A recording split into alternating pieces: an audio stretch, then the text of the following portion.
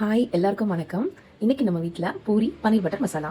ஒரு restaurant style பன்னீர் butter masala வேணும்னா நீங்கள் இந்த ஸ்டைலில் ட்ரை பண்ணி பாருங்க. ஃபர்ஸ்ட் நம்ம பூரிக்கு எப்பவும் போல மாவு பிசைஞ்சு எடுத்து வச்சுக்கிட்டோம்.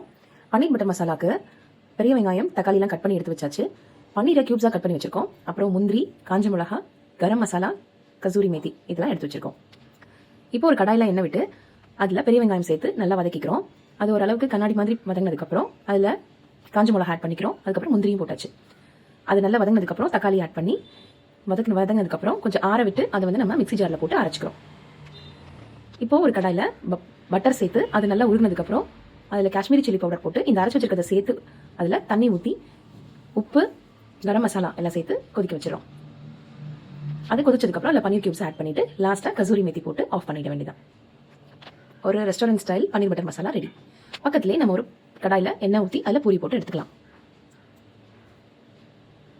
யூஸ்வலாக நாங்கள் சப்பாத்தி தான் பன்னீர் பட்டர் மசாலாவுக்கு செய்வோம். ஆனால் எங்கள் குட்டீஸ் வந்து பூரி கேட்டனால இன்னைக்கு பூரியும் பன்னீர் பட்டர் மசாலாவும் செஞ்சுருக்கோம். நீங்களும் இதே மாதிரி ட்ரை பண்ணி பாருங்கள்.